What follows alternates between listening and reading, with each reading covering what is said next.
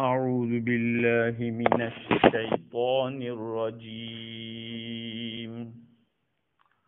بسم الله الرحمن الرحيم وعد الله الذين آمنوا منكم وعملوا الصالحات ليستخلفنهم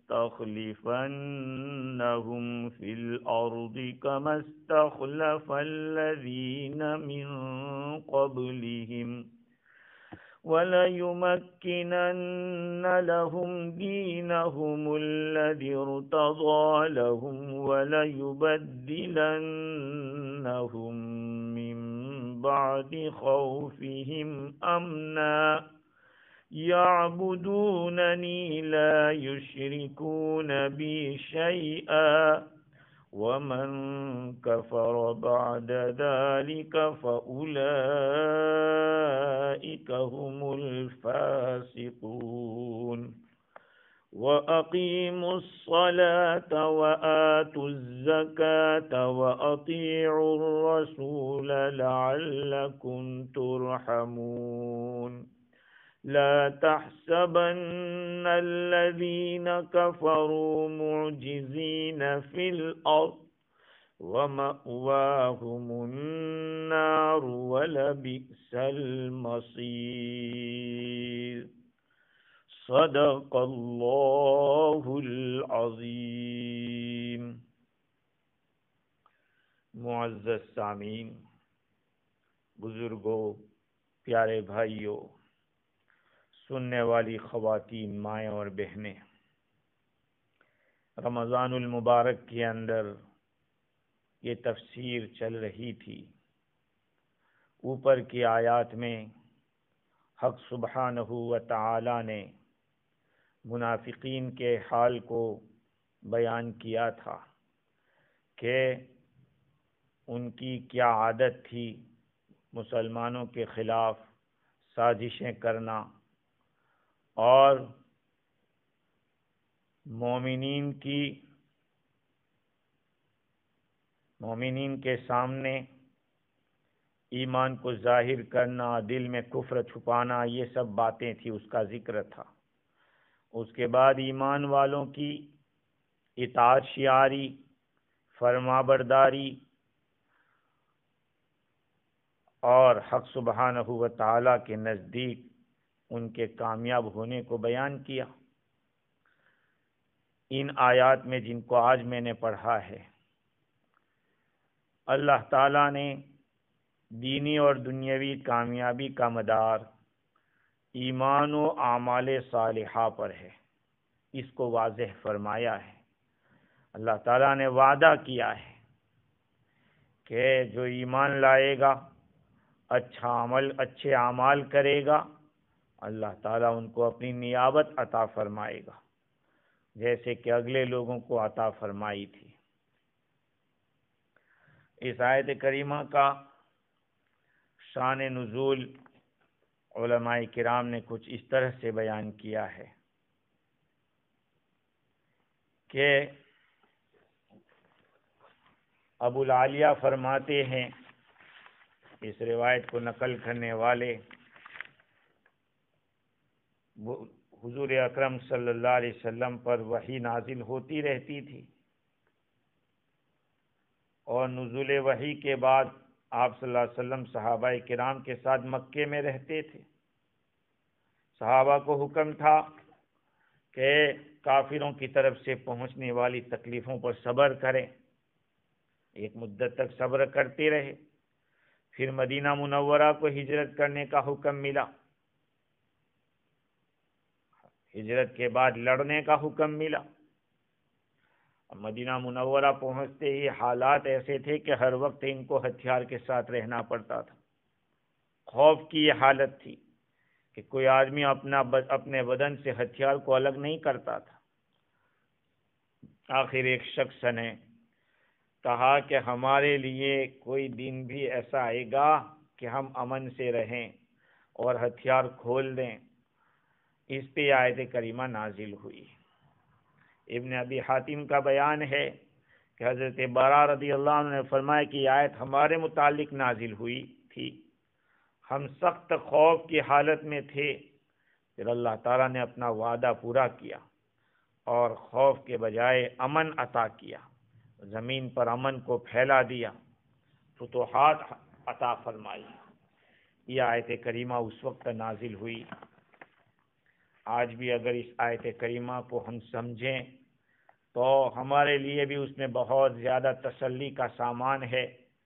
ہم اطاعت رسول کے ثمرات دیکھ سکتے ہیں۔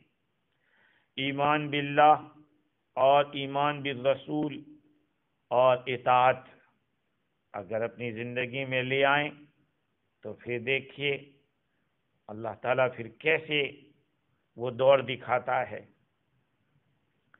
جو پہلے تھا۔ اس آیت کریمہ کے اندر کچھ الفاظ ہے۔ ایک تو استخلاف کا لفظ ہے۔ استخلاف کے معنی ہے نائب بنانا، خلافت دینا۔ خلافت کسی دوسرے کا اسسٹنٹ ہونے کو کہتے ہیں، یا اسسٹنٹ ہونا جو اصل ہے وہ نہیں ہے اس لیے اسسٹنٹ بنایا گیا ہے، یا یہ کہ وہ گزر گیا ہے تو اس کی جگہ دوسرے کو رکھنا ہے، یا یہ کہ وہ عاجز ہے اس لیے اسسٹنٹ کی ضرورت پڑ رہی ہے، یا یہ کہ جس کو اسسٹنٹ بنایا جا رہا ہے اس کی عزت کو بڑھانا ہے، اس کے اعزاز کو بڑھانا ہے۔ یہ نائب بنانے کا مقصد ہوتا ہے۔ تفسیر روح البیان کے اندر لکھا ہے کہ یہ جو آخری شکل ہے، اللہ تعالیٰ نے اپنے اولیاء کو زمین کے اندر اپنا نائب بنایا ہے، یعنی ان کو عزت بخشی ہے، ان کے مقام کو واضح فرمایا ہے۔ ترجمہ دیکھیے، اللہ تعالیٰ فرماتے ہیں وعد اللہ الذین آمنوا منکم وعملوا الصالحات ليستخلفنهم في الأرض كما استخلف الذين من قبلهم وَلَيُمَكِّنَنَّ لَهُمْ دِينَهُمُ الَّذِي ارْتَضَىٰ لَهُمْ وَلَيُبَدِّلَنَّهُمْ مِنْ بَعْدِ خَوْفِهِمْ أَمْنًا۔ اللہ تعالیٰ نے وعدہ کیا ہے ان لوگوں کو جو تم میں سے ایمان لائے اور اچھے اعمال کیے کہ ان کو اللہ تعالیٰ ضرور بالضرور زمین میں نیابت عطا فرمائے گا، حاکم بنا دے گا، جیسے کہ ان سے پہلے لوگوں کو حاکم بنایا تھا، اور ان کے لیے ان کے دین کو جس کو اللہ تعالیٰ نے پسند کیا ہے ان کے لیے اس کو طاقت عطا فرمائے گا۔ وَلَيُبَدِّلَنَّهُمْ مِنْ بَعْدِ خَوْفِهِمْ أَمْنًا، اور ان کے ڈر کے بدلے میں امن عطا فرمائے گا۔ يَعْبُدُونَنِي لَا يُشْرِكُونَ بِي شَيْئًا، میری ہی بندگی کریں گے، میرے ساتھ کسی کو شریک نہیں کریں گے۔ اللہ تعالیٰ نے ایمان لانا اور عمل صالح اختیار کرنا، اس کے اوپر 3 نتیجوں کو مرتب کیا ہے۔ امام رازی نے پورے کلام کو اس طرح سے مربوط کیا ہے کہ اللہ تعالیٰ نے فرمایا کہ نبی جی آپ کا کام پہنچانا ہے، آپ تبلیغ کیجئے، اور اے ایمان والو تم ان کی اطاعت کیجئے، اس لیے کہ اللہ تعالیٰ نے ایمان لانے والے اور اچھے اعمال کرنے والوں کو، یعنی جس نے ایمان اور اطاعت کو، عمل صالح کو جمع کیا ہے، ان کو زمین کی نیابت کا وعدہ کیا ہے۔ ان کو اللہ تعالیٰ خلیفہ بنائے گا اور غالب بنائے گا اور مالک بنائے گا۔ یہ تینوں چیزیں آ گئی، جیسے کہ ان سے پہلے حضرت داؤد علیہ السلام کے زمانے میں، سلیمان علیہ السلام کے زمانے میں، اور بھی دوسرے انبیاء علیہ السلام کے زمانے میں اللہ تعالیٰ نے نائب بنایا تھا، ان کے دین کو تمکین عطا کرے گا۔ تمکین تفسیر روح البیان میں لکھا ہے کہ التمکین جعل الشیء مکانا لآخر، دوسرے کی جگہ کسی کو دینا، یعنی ان کے دین کو ایسا مقرر اور ثابت کرے گا کہ وہ اپنے دین پر چلتے رہیں گے، عمل کرتے رہیں گے اور کوئی رکاوٹ نہیں ہوگی، اللہ کے احکام پر عمل کرنے میں کوئی منازع نہیں ہوگا، کوئی رکاوٹ ڈالنے والا نہیں ہوگا۔ یہ ہے دین متین کی تمکین۔ اور تیسری چیز فرمائی، خوف کے بعد امن عطا فرمائے گا۔ تبدیل کہتے ہیں تغییر کو، بدلنے کو کہتے ہیں، ایک کی جگہ دوسری چیز۔ تو جو خوف چل رہا ہے اس خوف کو ختم فرما کر اس کی جگہ اللہ تعالی امن لائے گا۔ اس آیت کریمہ کے اندر اللہ رب العزت نے بہت ساری باتیں بیان فرما دی ہیں۔ امام فخر الدین رازی نے لکھا اس آیت کے تحت کہ ان هذه الآیہ مشتملۃ علی بیان اکثر المسائل الاصولیۃ الدینیہ، اس آیت کریمہ کے اندر بہت سارے اصولی بنیادی شرعی مسائل کو بیان کیا ہے، دینی بنیادی مسائل کو بیان کیا۔ نمبر 1، وعد اللہ الذین آمنوا منکم، اللہ تعالیٰ وعدہ کر رہا ہے، اللہ تعالیٰ کلام کرتا ہے، یہ صفت ہے اللہ تعالیٰ کی کلام کرنا، کیونکہ وعدہ یہ بھی بات کی قسموں میں سے ایک قسم ہے، بولنے کی قسموں میں سے ایک قسم وعدہ کرنا ہے۔ تو اللہ تعالیٰ نے اس آیت کریمہ میں وعدہ کیا ہے، معلوم ہوا کہ اللہ تعالیٰ بھی کلام کرتا ہے۔ دوسری ایک بات رازی نے یہ لکھی کہ حق سبحانہ و تعالی ہر چیز کو جانتا ہے، اس کے وقوع سے پہلے، اس کے پیش آنے سے پہلے اللہ جانتا ہے کہ کیا ہونے والا ہے۔ ہشام ابن حکم کی اس میں کچھ رائے الگ ہے، لیکن ان کے خلاف یہ دلیل ہے، وہ ماننے کے لیے تیار نہیں ہے کہ واقع ہونے سے پہلے بھی اللہ جانتے ہیں۔ ہمارا اہل سنت والجماعت کا عقیدہ یہ ہے کہ اللہ تعالی ہر چیز کے ہونے سے پہلے جانتا ہے۔ اس آیت میں اللہ تعالیٰ نے خبر دی ہے مستقبل میں کیا ہوگا، کہ جو اس کے اوپر ایمان لائے گا اور اس کے اعمال پر چلتا رہے گا اس کو اللہ نیابت دے گا۔ تیسری بات یہ ہے کہ لَيَسْتَخْلِفَنَّهُمْ فِي الْأَرْضِ، زمین کے اندر ہم ان کو نائب بنا دیں گے۔ یہ کب ہو سکتا ہے؟ جب کہ نائب بنانے کی طاقت ہو۔ اللہ تعالیٰ قادر مطلق ہے، جتنی بھی چیزیں دنیا کے اندر موجود ہے سب پر اللہ تعالیٰ کی چلتی ہے۔ تو اس آیت کریمہ سے اللہ تعالیٰ کی قدرت کا پتہ چلتا ہے۔ چوتھا مسئلہ یہ نکلتا ہے کہ وہی ذات عبادت کے لائق ہے، اس لیے کہ انہوں نے فرمایا یعبدوننی ولا یشرکون بی شیئا، یہ میری عبادت کریں گے، میرے ساتھ شرک نہیں کریں گے۔ جن کو اللہ تعالیٰ نیابت دیں گے ان کا کام یہی ہوگا کہ جس نے نیابت دی ہے اس کی عبادت کرتے رہیں گے۔ اور ایک بات اور ہے کہ لا یشرکون بی شیئا، میرے ساتھ شریک نہیں کریں گے کسی کو، مطلب یہ ہے کہ اللہ تعالیٰ پاک ہے شریک سے، اس کو کسی پارٹنر کی ضرورت نہیں ہے۔ اور ایک بات یہ معلوم ہوئی، حضور اکرم صلی اللہ علیہ وسلم کی نبوت کے صحیح ہونے پر دلیل ہے، کیونکہ اس آیت کریمہ کے اندر جو چیز پیش نہیں آئی تھی اس کی خبر دی گئی ہے۔ قرآن حضور پر اترا ہے اور حضور کے اوپر وہ کلام اترا جس میں فیوچر میں ہونے والی باتوں کا تذکرہ ہے۔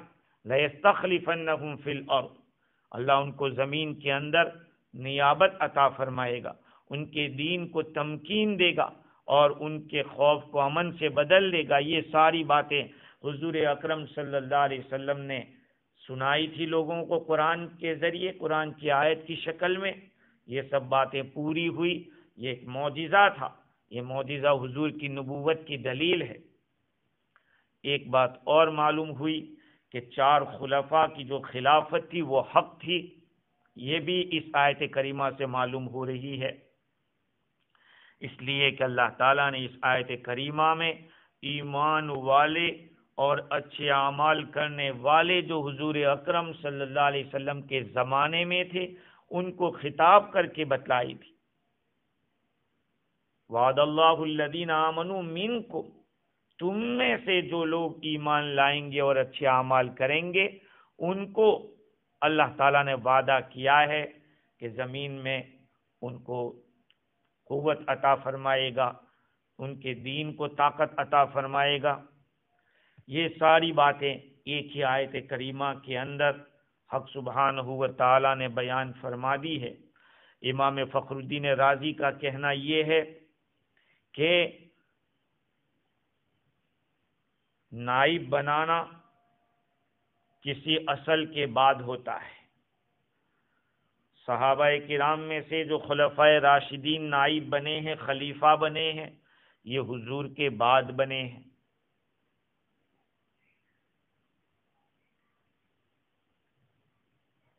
ہاں، تو جن لوگوں کے لیے وعدہ کیا گیا حضور صلی اللہ علیہ وسلم کے بعد ہی وہ وعدہ پورا ہوگا، اور سب کو پتہ ہے کہ اللہ تعالیٰ نے اس وعدے کو کس طرح سے پورا کیا۔ خلفائے راشدین نے جو نیابت کی ہے، آپ صلی اللہ علیہ وسلم کا جو طریقہ تھا اسی طریقے کے مطابق چلے ہیں۔ یہاں تک کہ علماء کرام نے لکھا ہے کہ جو نائب ہوگا وہ رسول کا کامل متبع ہوگا۔ یہ استخلاف کا جو لفظ ہے اس میں اشارہ ہے کہ وہ لوگ محض دنیاوی بادشاہوں کی طرح نہیں ہوں گے بلکہ پیغمبر کے جانشین ہوں گے، آسمانی بادشاہت کا اعلان کریں گے اور دین حق کی بنیادیں جمائیں گے، زمین و سمندر کے اندر اس کا سکہ بٹھلا دیں گے۔ اس وقت مسلمانوں کو کفار کا کوئی خوف نہیں ہوگا، وہ مرعوب نہیں ہوں گے، کامل امن و اطمینان کے ساتھ اپنے پروردگار کی عبادت میں مشغول رہیں گے، دنیا میں امن و امان کا دور دورہ ہوگا۔ یہ سب باتیں ظاہری بات ہے خلفائے راشدین کے زمانے میں پوری ہوئی۔ حضرت ابوبکر صدیق رضی اللہ تعالیٰ عنہ کے ہاتھوں کتنی فتوحات ہوئی، بڑی بڑی فتوحات ان کے زمانے میں ہوئی، جس کو گلدستہ تفاسیر کے اندر نقل کیا ہے۔ حضرت ابوبکر صدیق رضی اللہ تعالیٰ عنہ کی جب وفات کا وقت آیا تو ان کے دل میں اللہ تعالیٰ نے ایک بات ڈالی، حضرت عمر بن خطاب رضی اللہ تعالیٰ عنہ کو خلیفہ بنانے کا الہام فرمایا اللہ تعالیٰ نے۔ حضرت عمر رضی اللہ عنہ خلیفہ ہوئے تو انہوں نے نظام خلافت ایسا سنبھالا کہ آسمان نے انبیاء کرام علیہم السلام کے بعد ایسا نظام کہیں نہیں دیکھا۔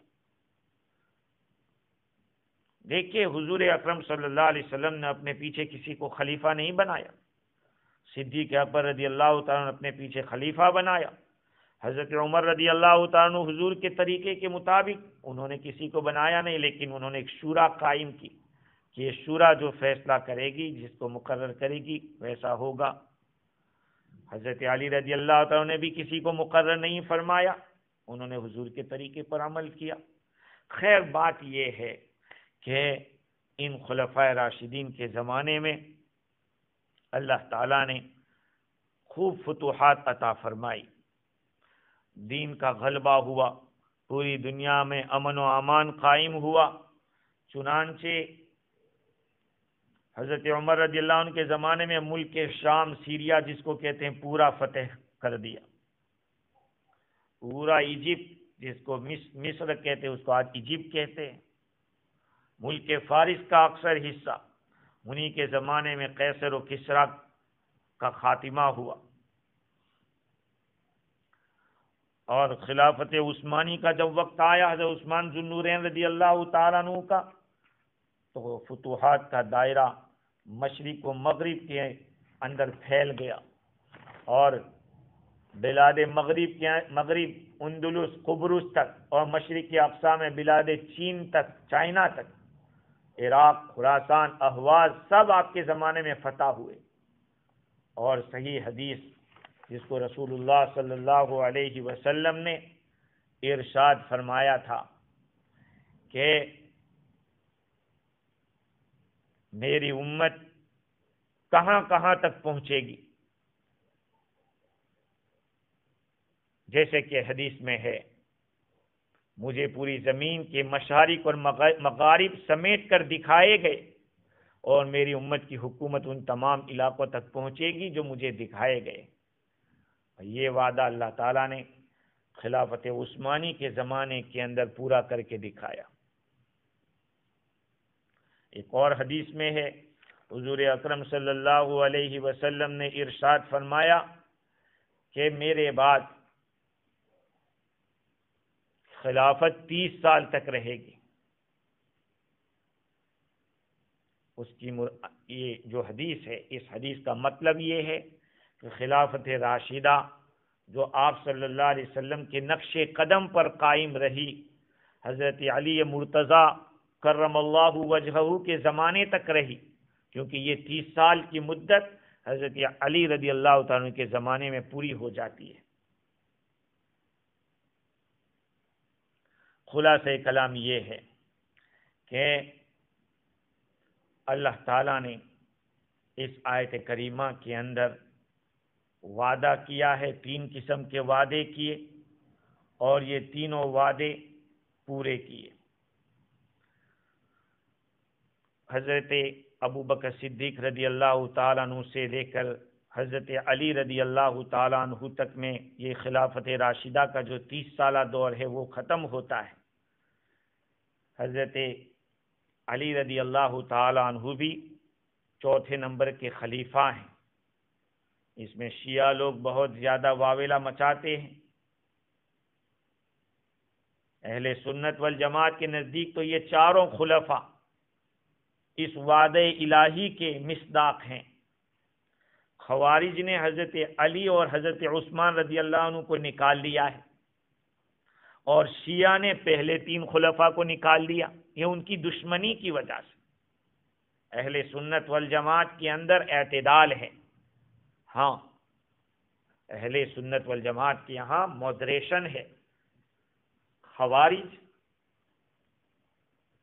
انہوں نے حضرت عثمان حضرت علی رضی اللہ عنہما کو نکال لیا کہ یہ خلفائے راشدین میں سے نہیں ہے۔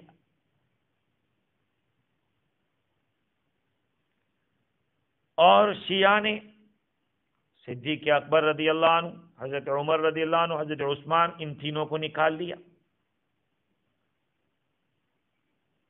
حالانکہ چاروں خلفاء حق تھے۔ اور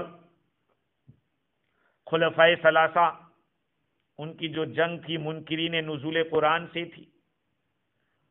حضرت ابوبکر صدیق، حضرت عمر، حضرت عثمان، ان تینوں نے جو جنگ کی ہے وہ نزول قرآن کے منکرین سے کی تھی، اور حضرت علی رضی اللہ تعالی عنہ نے جو جنگ کی وہ مؤولین قرآن کے ساتھ، قرآن کے میننگ جو الٹے نکال رہے تھے ان لوگوں کے ساتھ جنگ کی۔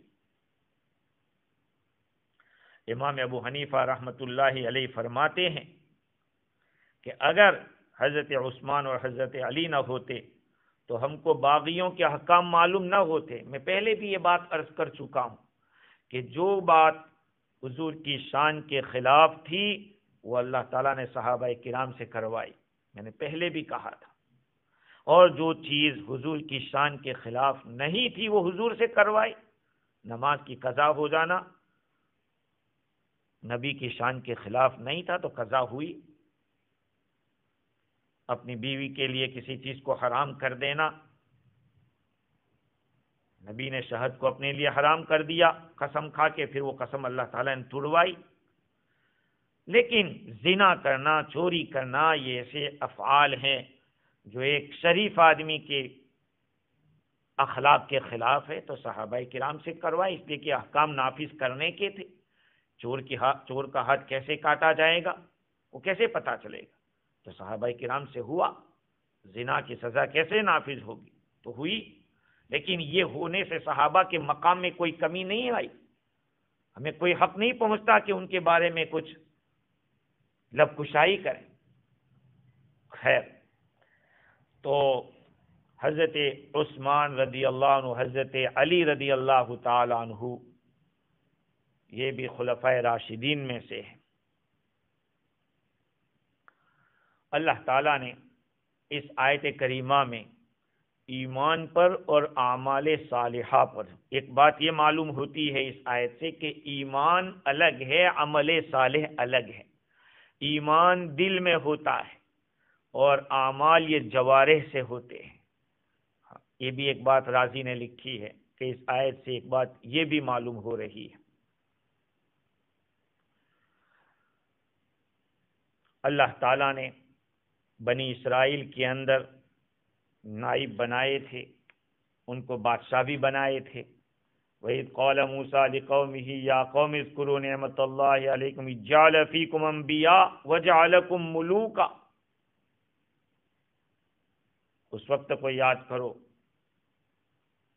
وَإِذْ قَالَ مُوسَىٰ لِقَوْمِهِ، جبکہ موسیٰ علیہ السلام نے اپنی قوم سے فرمایا کہ اللہ تعالیٰ کی اس نعمت کو یاد کرو جبکہ تم کو اللہ نے نبی بنایا اور تمہارے اندر بادشاہ بنائے۔ یہ اللہ کی نعمت ہے۔ لَيَسْتَخْلِفَنَّهُمْ فِي الْأَرْضِ، اللہ تعالیٰ نائب بنائے گا۔ آج سے تقریباً 20 سال پہلے کی بات میں عرض کر رہا ہوں کہ میں انگلینڈ جب جاتا تھا تو سیون کنگ کے اندر تفسیر کرتا تھا، تو ایک وہاں گروپ تھا، خلافہ گروپ۔ تو میرے پاس آئے، میں نے کہا کہ یہ کون سا گروپ ہے؟ تو کہا کہ قرآن میں ہے کہ خلافت ہوگی، تو ہم لوگ اسی گروپ سے تعلق رکھتے ہیں کہ ہمیں خلافت لینی ہے۔ میں نے کہا کہ بھئی اللہ نے تو قرآن میں فرمایا کہ وہ بنائے گا خلیفہ، ہمیں خود بننا نہیں ہے، خود تھوڑی بنیں گے، وہ تو بنائے گا اللہ تعالیٰ، تمہارے اندر وہ صلاحیت دیکھے گا تو اللہ تعالیٰ نے اپنی طرف نسبت کی ہے کہ میں بناؤں گا نائب، اور وہ بھی بلا اسباب ظاہری کے اللہ تعالیٰ ظہور میں لائے گا، امت کے دلوں میں اللہ القاء کرے گا، وہ متفقہ طور پر ایک شخص کو خلیفہ بنا لیں گے۔ اور دوسری بات یہ ہے کہ یہ جو 12 خلیفہ ہوں گے، ایسی بھی روایت ہے، روایت میں 12 خلفاء کا بھی تذکرہ آتا ہے، لیکن شیعہ لوگوں نے تو 12 کو طے کر دیا۔ 12 خلفاء کا ہونا کنٹینیو ضروری نہیں ہے، الگ الگ طور پر الگ الگ زمانے میں اس طرح سے آتے رہیں گے، اور سب سے آخر میں حضرت امام مہدی علیہ السلام تشریف لائیں گے۔ شیعہ حضرات نے مہدی علیہ السلام کو مراد لیا یا نہیں لیا؟ کیونکہ قرآن مجید کی جو آیت ہے اس میں منکم کا لفظ ہے کہ تم میں سے اللہ تعالیٰ نائب بنائے گا۔ یہ وعدہ آن حضرت صلی اللہ علیہ وسلم سے نہیں بلکہ آپ کے متبعین سے تھا، آپ کے سامنے جو حاضر تھے، جو صحابہ کرام، غائبین سے نہیں تھا۔ اس وقت جو حاضر تھے صدیق اکبر، عمر فاروق، عثمان ذو النورین، علی مرتضی رضوان اللہ علیہ مجمعین، تو ان کو تو مراد لینا پڑے گا، تو شیعہ ان کو تو مراد لیتے نہیں، اور حضرت مہدی علیہ السلام جو وہاں نہیں تھے ان کو مراد لے رہے ہیں۔ یہ تو عربی قاعدے کے بھی خلاف ہے، کہا جاتا ہے حاضر لوگوں سے مراد لیا جا رہا ہے غائب کو، اور اللہ تعالیٰ نے جو دوسری صفت بتائی، ایک تو ایمان اور دوسری عمل صالح، الذین آمنوا وعملوا الصالحات، یہ اصل علت ہے استخلاف کے لیے۔ اور یہ قاعدہ ہے کہ جب انعام کے لیے کوئی شرط مقرر کرتے ہیں تو اس شرط کے اولین مصداق وہی ہوتے ہیں جن میں یہ شرط بدرجے اتم پائی جاتی ہو۔ مثال کے طور پر کسی جگہ کے اوپر ایڈمیشن کے لیے یہ شرط لگا دی جاوے کہ 80% ہونا ضروری ہے اس کے ایڈمیشن کے لیے، تو کچھ لڑکے وہ ہے جو 95% لائے، کچھ 90% لائے، کچھ 83، کچھ 82 لائے ہیں۔ یہ تو کھلی حقیقت ہے کہ 82، 83 کی تو بعد میں باری آئے گی، پہلے تو 95 والے اور 92 والوں کو موقع دیا جائے گا، کیونکہ یہ چیز ان میں اعلیٰ درجے کی پائی جاتی ہے۔ چونکہ خلفائے راشدین اس صفت میں سب سے اول اور مقدم تھے عمل صالح کے اندر، اس لیے انعام خلافت میں بھی وہی مقدم ہوں گے۔ صحابہ کرام نے جن کو ایمان اور عمل صالح کو کتنا پختہ کیا تھا، ان سب میں سب سے پہلے جس کو اول سمجھا صدیق اکبر رضی اللہ عنہ تھے، ان کو جنت کے 8 دروازے سے پکارا جائے گا، پہلے ان کو موقع۔ دوسرے نمبر پہ عمر فاروق رضی اللہ تعالیٰ عنہ، تیسرے نمبر پہ حضرت عثمان، چوتھے نمبر پہ حضرت علی۔ یہ ایک ترتیب ہے، اور اللہ تعالیٰ کی خلافت کا جو وعدہ ہے وہ ایمان اور عمل صالح پر ہے، نہ کہ رشتہ داری کی بنیاد پر۔ آج تو دنیا میں جہاں دیکھو، مدرسوں میں دیکھو، مسجدوں میں دیکھو، یا پھر خانقاہوں میں دیکھو، یہ چیز آ گئی قرابت، رشتہ داری، چاہے کسی کے اندر کتنی ہی صلاحیت کیوں نہ ہو، لیکن رشتہ دار نہیں ہے وہ قابل نہیں۔ رشتہ دار ہے چاہے بے دال کا بودم ہو، پھر بھی اس کو موقع دیا جائے گا، رشتہ داری کی بنیاد پر۔ اگر قرابت کا خیال رکھیں تو حضرت فاطمہ رضی اللہ تعالی عنہ اول، پھر حسنین رضی اللہ تعالی عنہما، پھر حضرت علی یا حضرت عباس۔ اور اگر قرابت کا خیال کریں تو حضرت عباس تو حضور کے چچا ہیں، اور چچا بمنزل باپ کے ہوتے ہیں۔ تو یہ سب باتیں شیعہ لوگوں نے ایک سائڈ پہ رکھ دی، اور اپنی جو ایک عصبیت اور ایک چیز تھی عداوت کی، اس وجہ سے حضرت علی رضی اللہ تعالیٰ عنہ کو تو مانا، لیکن اوپر کے 3 خلفاء کو نہیں مانا۔ اللہ تعالیٰ نے اس آیت کریمہ کے اندر جو وعدہ کیا اس کا حاصل مجموع ایمان و عمل صالح ہے، اور اس پہ 3 چیزوں کو مرتب کیا ہے۔ جب بات یہ ہے تو جو فاسق ہوگا، جو کافر ہوگا، وہ تو اس کا حقدار نہیں۔ ہاں، اللہ تعالیٰ حکومت دے دے، سلطنت دے دے، یا ان کو سلطنت مل جائے، اللہ کی طرف سے حکومت مل جائے، تو کوئی مشکل بات نہیں ہے، اس میں کوئی اعتراض نہیں ہونا چاہیے۔ جہاں کہیں فاسق اور فاجر قسم کے اور کافر لوگ حکومت میں آئے تو ان سے دین کی تمکینت نہیں ہوئی ہے، کیونکہ ان کی طرف سے تائید نہیں ہوئی۔ قلت تائید کی وجہ اللہ تعالیٰ کی طرف سے مدد بھی نہیں ہوتی ان کو۔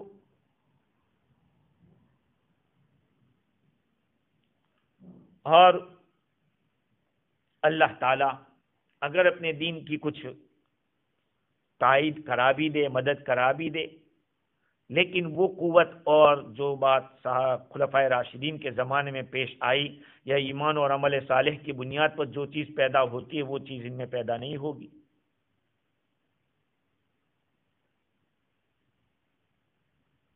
حضرت جابر بن سمرہ رضی اللہ تعالیٰ عنہ فرماتے ہیں کہ میں نے رسول اللہ صلی اللہ علیہ وسلم سے سنا کہ آپ نے فرمایا میری امت کا کام چلتا رہے گا جب تک کہ 12 خلیفہ رہیں گے۔ ابن کثیر رحمۃ اللہ علیہ فرماتے ہیں کہ 12 خلیفہ ہونا تو ضروری ہے لیکن مسلسل ہونا ضروری نہیں۔ خلفائے راشدین کے زمانے کے بعد حضرت عمر بن عبدالعزیز رضی اللہ تعالیٰ عنہ کچھ وقفے کے بعد ہوئے ہیں، ان کے بعد بھی کچھ ہوں گے اور تا قیامت رہیں گے، آخر میں حضرت مہدی علیہ السلام ہوں گے، اور یہ سب کے سب ایک درجے کے نہیں، ہر ایک کا درجہ بھی الگ الگ ہوگا۔ اللہ تعالیٰ نے آخر میں فرمایا وَمَنْ كَفَرَ بَعْدَ ذَلِكَ فَأُولَٰئِكَ هُمُ الْفَاسِقُونَ، اور جو ان کے بعد کفر کریں گے، جو کوئی بھی ناشکری کرے گا اس کے بعد تو وہ نافرمان ہی ہے، وہ فسق کرنے والے ہیں۔ شاہ ولی اللہ محدث دہلوی رحمۃ اللہ علیہ نے بھی اس بات کو بیان کیا کہ اللہ تعالیٰ نے جو وعدہ فرمایا تھا وہ پورا کر دیا۔ حضرت صلی اللہ علیہ وسلم کی وفات کے بعد صدیق اکبر، حضرت صدیق، حضرت فاروق، حضرت عثمان کے آخر زمانے تک امن قائم رہا، یہاں تک کہ جب مسلمانوں کے ایک گروہ نے اس نعمت کا کفران کیا، ناشکری کی، تو اللہ تعالیٰ نے ایک تغیر عظیم پیدا کر دیا، موجودہ حالات کو تبدیل کر دیا اور خوف کو پھر ان پر مسلط کر دیا۔ دیکھا ومن کفر بعد ذالک، اور جو اس کے بعد یہ نعمتیں مل جائے اس کے بعد ناشکری کرے گا تو وہ لوگ فاسق ہیں، خروج کرنے والے ہیں۔ سوچ سمجھنے کی بات یہ ہے، حضرت علی رضی اللہ تعالیٰ عنہ جن کو شیعہ لوگ مانتے ہیں، حالانکہ حضرت علی خود ان سے پہلے لوگوں کی خلافت کو مانتے ہیں۔ سوچو سمجھو، حضرت علی رضی اللہ تعالیٰ عنہ چوتھے خلیفہ ہیں، اہل سنت والجماعت کے نزدیک شیعہ تو ان کو پہلے مانتے ہیں، اور ان کے تو اتنے گندے عقائد ہیں کہ اس کا تذکرہ کیا جائے تب بھی آدمی کو شرم آتی ہے۔ حضرت علی رضی اللہ تعالیٰ عنہ خود ان اگلے خلفاء کو خلفاء مانتے تھے، پھر بھی شیعہ ان کو ماننے کے لیے تیار نہیں۔ اب حضرت عمر رضی اللہ تعالیٰ عنہ کے ساتھ حضرت علی رضی اللہ تعالیٰ عنہ نے اپنی صاحبزادی کا نکاح کر دیا، جو شیعہ لوگوں کے یہاں بھی ثابت ہے، ان کی کتابوں میں لکھا ہے، اور دوسری بات یہ بھی لکھی ہے ان کی کتابوں میں کہ حضرت علی رضی اللہ تعالیٰ عنہ نے اپنے زمانے خلافت میں وہ تمام احکام اور وہ تمام سنتیں جاری اور باقی رکھی جو اگلے 3 خلفاء کے زمانے میں جاری تھی۔ اگر وہ 3 خلفاء کی خلافت غلط تھی، ان کے احکام غلط تھے، حضرت علی رضی اللہ تعالی عنہ پر بھی کیا تھا، ان کی تائید کرنا حرام تھا، نہیں کرتے۔ بدعت کی تائید تھوڑی ہوتی ہے، غلط کی تھوڑی تائید ہوتی ہے، غلط کی تائید کرنے والا تو موجب لعنت ہوتا ہے۔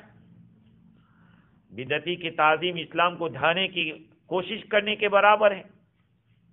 تو حضرت علی رضی اللہ تعالیٰ عنہ نے ان کی خلافت کو قبول کیا، اور حضرت صدیق اکبر رضی اللہ عنہ کی خلافت کے بارے میں کسی نے کہا تو آپ نے فرمایا کہ جب ہمارے نبی صلی اللہ علیہ وسلم نے ہمارا دین ان کے حوالے کر دیا تو ہم اپنی دنیا کیوں حوالے نہیں کریں گے۔ صدیق اکبر رضی اللہ تعالیٰ عنہ حضور کی جگہ پہ امامت کی ہے، کئی نمازیں پڑھائی، حج کے موقع پہ امیر حج بنا کے بھیجا گیا ان کو، تو عبادات کے اندر آقا صلی اللہ علیہ وسلم نے ان پر اعتماد کیا، دین کے بارے میں اعتماد کیا، تو پھر ہم دنیا کے بارے میں کیوں نہیں کریں گے۔ خلاصہ کلام یہ ہے کہ ان شیعوں کی باتوں کو بھی سمجھیں، ان کی ریشہ دوانیوں کو بھی سمجھیں۔ اللہ تعالیٰ نے ان خلفاء راشدین کے ذریعے خوب کام لیا، یہاں تک کہ ان کا فتویٰ بھی شرعی حجت۔ خلفاء راشدین نے اگر کوئی فتویٰ دیا تھا اس کو بھی حجت سمجھا جائے گا۔ اور فقہاء کرام نے ایک مسئلہ لکھا ہے کہ جو شخص خلفائے راشدین کے فتوے کو حجت نہ سمجھے وہ اہل سنت والجماعت میں سے نہیں ہے. یاد رکھو اس بات کو، اہل سنت والجماعت میں سے وہ نہیں ہے. کیونکہ خلفائے راشدین کیا تھے؟ اللہ تعالیٰ کی طرف سے خلفاء تھے. کیونکہ اللہ نے فرمایا کہ لَيَسْتَخْلِفَنَّهُمْ فِي الْأَرْضِ.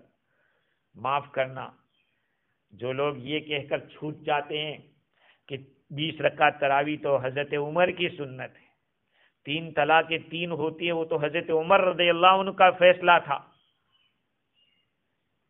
آج بھی بہت سارے لوگ اہل حدیث خیال کے ان کے ساتھ مناسبت رکھنے والے 3 طلاق کو ایک مانتے، تراویح 8 رکعت پڑھ کے بھاگ جاتے. خلفائے راشدین کا فتویٰ ایک حجت ہے، اور جو ان کی حجت ان کے فتوے کو نہ مانے، گلدستے تفاسیر کے اندر لکھا ہے کہ وہ اہل سنت والجماعت میں سے نہیں ہے. کیونکہ جس کو اللہ تعالیٰ خلیفہ بناتا ہے اس کی اطاعت واجب ہوتی ہے. بادشاہ کا یہ کہنا کہ ہم نے فلاں شخص کو اپنا وزیر اور والی بنایا، اس کا یہ مطلب ہے کہ یہ جو کچھ کہے گا وہ تمہیں ماننا پڑے گا. اللہ تعالیٰ نے شروع میں ہی فرمایا وعد اللہ الذین آمنوا منکم وعملوا الصالحات لَيَسْتَخْلِفَنَّهُمْ فِي الْأَرْضِ. اور آخر میں کیا فرمایا؟ وَمَنْ كَفَرَ بَعْدَ ذَلِكَ فَأُولَٰئِكَ هُمُ الْفَاسِقُونَ. اللہ تعالیٰ نے یہ جو 3 انعام اوپر بیان کیے، ان انعام کے مل جانے کے بعد بھی اگر کوئی ناشکری کرتا ہے تو وہ نافرمان ہے، اصل مجرم کا کام ہے. شاہ صاحب رحمت اللہ علیہ کے حوالے سے علامہ عثمانی نے لکھا کہ جو کوئی خلفائے اربعہ کی خلافت اور ان کے فضل و شرف سے منکر ہوا، ان الفاظ سے اس کا حال سمجھا گیا کہ کیا ہے. ومن کفر، اللہ نے اس کو کفر کا لفظ بیان کیا. سب سے پہلے کفر کرنے والے، اس طرح سے اس نعمت کا انکار کرنے والے کون تھے؟ حضرت عثمان رضی اللہ تعالیٰ عنہ کو شہید کرنے والے اولین مصداق ومن کفر کے وہی لوگ ہیں جنہوں نے حضرت عثمان رضی اللہ تعالیٰ عنہ کو شہید کیا. جب اللہ تعالیٰ کی اس نعمت کا انکار ہو گیا، اللہ کے انعامات میں بھی کمی آ گئی. کیسے کمی آئی؟ آپس میں قتل و قتال ہوا، خوف و ہراس قائم ہو گیا. اس میں بھی میرے بھائیوں یاد رکھو، عبداللہ بن سبا نام کا جو ایک یہودی تھا، مسلمانوں کی شکل لے کر آیا تھا، اور اس نے جو گل کھلائے اور مسلمانوں کے شیرازہ بندی کو نقصان پہنچایا، وہ بہت ہی زیادہ واضح ہے. آج بھی دنیا کے اندر یہودی قوم مسلمانوں کو جس طرح ستا رہی، اللہ ان کا بیڑا غرق کرے، اور مسلمانوں کے ہر اعتبار سے نصرت و تائید فرمائے. ہمیں جس لحاظ سے اللہ کے ان بندوں کی مدد ہو سکتی وہ کرنی چاہیے. دام درم سخون دعا سے ہر اعتبار سے مدد کرنی چاہیے. سب سے بڑا نقصان اسی عبداللہ بن سبا نے پہنچایا تھا.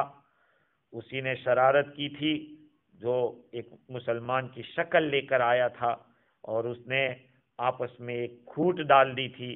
حضرت عثمان رضی اللہ عنہ کی شہادت ہوئی. وہاں سے یہ پہلا کام ہوا.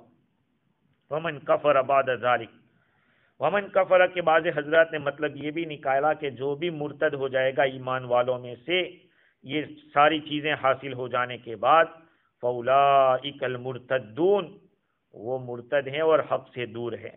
الفاسقون یعنی کامل فسق میں ہے، کفر اور طغیان کی حدود سے نکل چکے ہیں. اس وقت ان کے پاس کوئی عذر نہیں ہوگا. علامہ زہیلی نے بھی لکھا ہے کہ سب سے پہلے من کفر بہی کے مصداق قاتلین عثمان ہے. اس کے بعد تو مسلمانوں میں اس طرح کی باتیں ہوتی رہی جس کا نقصان ہم نے دیکھا. عبداللہ بن سلام رضی اللہ تعالیٰ عنہ کے حوالے سے بغوی نے حمید ابن ہلال کی روایت نقل کی ہے.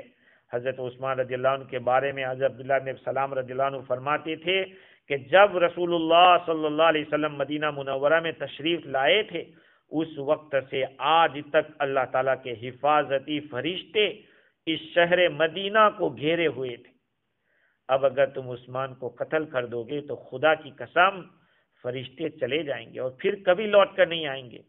جو شخص عثمان رضی اللہ عنہ کو شہید کرے گا، خدا کی قسم جب وہ اللہ کے سامنے جائے گا تو کوڑی ہو کر جائے گا. اللہ کی تلوار نیام کے اندر ہے، اگر اللہ نے نیام سے اس کو نکال دیا تو پھر خدا کی قسم پھر تم سے ہٹا کر وہ کبھی یا روز قیامت تک نیام میں داخل نہیں کرے گا. کیونکہ جب بھی کوئی نبی شہید کیا گیا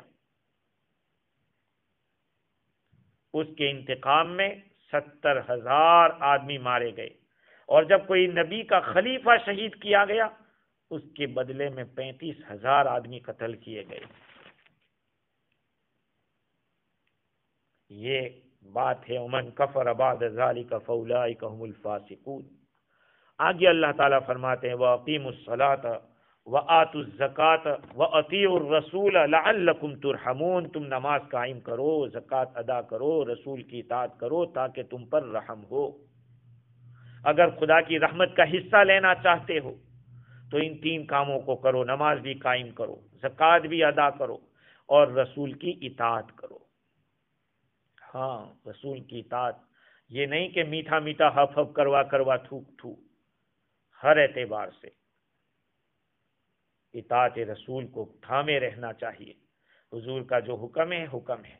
اللہ تعالی ہمیں معاف فرمائے. ابھی کچھ دنوں پہلے مانچسٹر سے ایک صاحب نے اس طرح کی بات نقل کی چاند کے بارے میں کہ سائنس نہ کہہ رہا ہے اس لیے گواہی قبول نہیں کی جائے گی. ارے اللہ کے بندے اتنا تو سوچتا کہ اللہ کی ذات قادر مطلق ہے. ہاں، فتاوی رحیمیہ کی جلد نمبر 7 کو بھی پڑھ لیتے، بخاری شریف کی یہ حدیث بھی دیکھ لیتے. حضور نے فرمایا کہ انا امت امیت، ہم ایک ان پڑھ قوم ہے، لا نکتب ولا نحسب، ہم نہ لکھتے ہیں نہ حساب کرتے ہیں.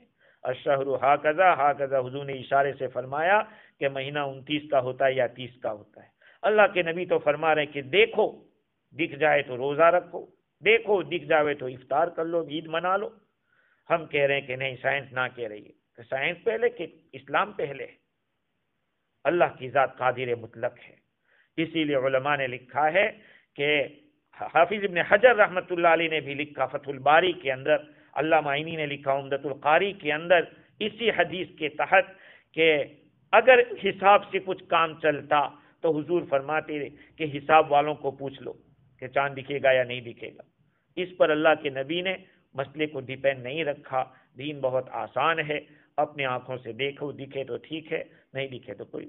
اور چاند کا مسئلہ اتنا بھاری بھی نہیں کہ جس کے لیے لڑائیاں کی جائے، کسی کو گرایا جائے، کسی کو اٹھایا جائے، بلکہ آپس میں سمجھوتا اور محبت کے ساتھ مسئلے کو حل کرنے کی فکر کرنی چاہیے. اللہ تعالیٰ فرماتے ہیں نماز قائم کرو، زکوٰۃ ادا کرو اور رسول کی اطاعت کرو تاکہ تم پر رحم کیا جاوے، رحم کیا جاوے. یہ 3 کام ایسے ہیں کہ اللہ تعالیٰ کی رحمت کو کھینچتی ہے.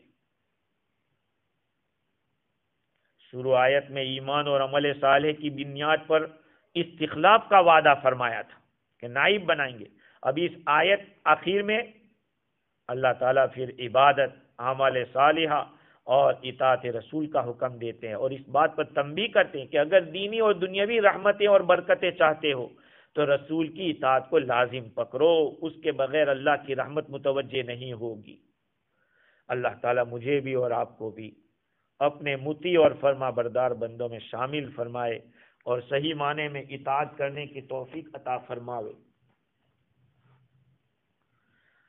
اللہ تعالیٰ کی نعمتوں کی قدر کی توفیق دے، اس لیے کہ جن لوگوں نے اللہ کی نعمتوں کو نافرمانی میں استعمال کیا ہے اور اللہ تعالیٰ کی جو نعمتیں تھی اس کو، جو طاعت تھی اس کو چینج کر دیا، ان کا ٹھکانہ نار القطیع ہے، جہنم ہے. حضرت علی رضی اللہ تعالیٰ عنہ فرماتے ہیں اقل ما یلزمکم للہ اللہ تستعینوا بنعمہ علی معاصی، سب کم سے کم بات جو تمہارے اوپر اللہ کے خاطر لازم ہے، ضروری ہے، وہ یہ ہے کہ اللہ کی نعمتوں کو اس کی نافرمانی پر استعمال مت کرو. حضرت حسن بصری رحمت اللہ علیہ فرماتے ہیں کہ جب تمہارے دو دین سیم ہو جاوے، سیم، تو سمجھ لو کہ تمہارے اندر کمی آئی ہے۔ پوچھا کہ کیسے؟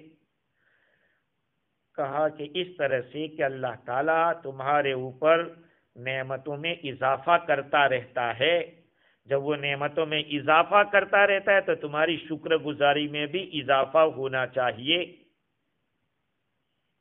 اس لیے کہ جس بنیاد پر اللہ نے تمہیں عزت دی ہے، شرف دیا ہے، اسی پہ اضافہ کیا جائے۔ جیسے کہ گھوڑا ہے، گھوڑا کیوں ہوتا ہے؟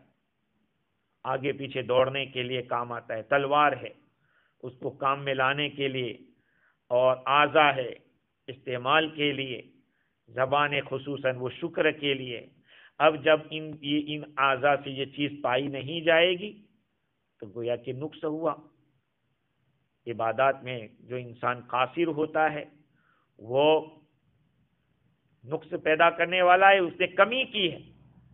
اس لیے میرے بھائیوں، رسول اللہ صلی اللہ علیہ وسلم نے تمام لوگوں کو اللہ تعالیٰ کی طرف، اللہ کی توحید کی طرف اور اس کی اطاعت کی طرف بلایا ہے۔ جس نے قبول کیا وہ سعادت مند ہے، نیک بخت ہے۔ ان میں سب سے پہلے صحابہ کرام تھے۔ جنہوں نے اعراض کیا وہ بدبخت ہے۔ ہاں، ان میں سب سے آگے کفر کرنے والے منافق ہیں۔ آپ صلی اللہ علیہ وسلم کے زمانے میں جو تھے وہ منافق تھے۔ اللہ تعالیٰ کے دروازے سے جب وہ بھاگے، اللہ کی اطاعت کو چھوڑ کر، رسول کی اطاعت کے چھوڑ کر، اور کفر پر اڑے رہے، اللہ نے ان کو سزا دی، اور ایسی سزا دی کہ جو ان کے دلوں میں بھی وہ سوچ نہیں سکتے تھے۔ تو میرے بھائیوں، اللہ رب العزت کی ذات آج بھی قادر مطلق ہے۔